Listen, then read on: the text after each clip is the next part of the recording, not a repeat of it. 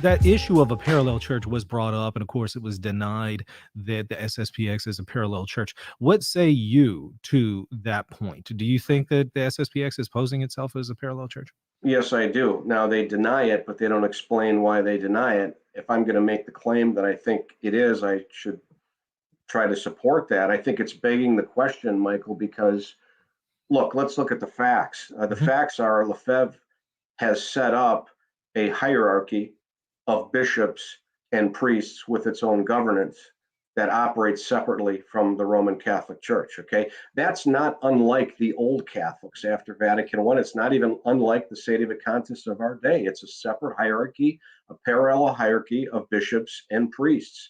But it's more than that. Okay, Lefebvre and the Society have set up chapels throughout the world, schools throughout the world, seminaries. They've created, let's call it what it is, they've created phony religious orders. Mm. The Benedictines out in New Mexico, the Dominicans of Avrier, those are not authorized religious orders. And to top it off, they've created their own tribunal, a Mm. parallel tribunal, which not only operates to perform acts of governance that are reserved to either the local ordinaries of the Holy See, but the society requires the adherents to these tribunals, the participants, to swear that they will not go to novus ordo tribunals, as they call it. So look, if that's not a parallel church, I don't know Mm. what is, because it Yeah. is setting itself up as its own authority structure and requiring its adherents to promise by swearing on the Gospels that they will not go to the Roman Catholic Church. Yeah. So those are the facts. And by the way, I want to remind everybody, hit that subscribe button if you haven't already. Try to help grow this channel. I would greatly appreciate it. By the way, hit the bell for notifications too, so you know when I go live. Let me ask you a follow-up question to that. In the interview, he says, well, they're not claiming any kind of jurisdiction. So because of that, there isn't a parallel church. What do you say specifically to that?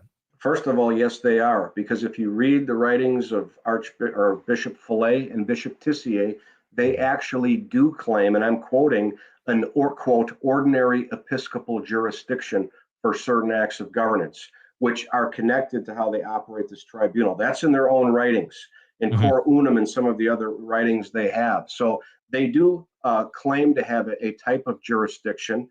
Father McMahon, I think, called it an extraordinary jurisdiction. There's no such thing. There's Mhm. either ordinary or supplied. There's no such thing as extraordinary jurisdiction. What the society is effectively saying is they have an extraordinary mission, Mhm. which they do not because they don't have miracles. Mhm. But you don't need to claim jurisdiction, Michael, to be a schismatic. Okay, Right. that's Right. the other point, right? Right. Even if Lefebvre intended to perpetuate the episcopacy only through a sacramental uh, uh, powers, that's still schismatic because Mhm. only the Pope can determine who becomes a bishop, who is selected as a bishop, who is consecrated as a bishop, and who is sent as a bishop.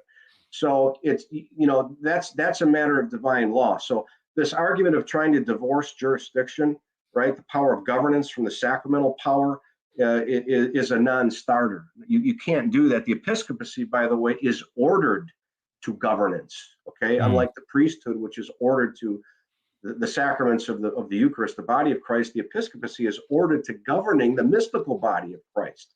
And so if Lefebvre, thought in his mind that he was bifurcating, governance from the sacramentality of the episcopacy, he had a totally perverted understanding of what a bishop was. Mm.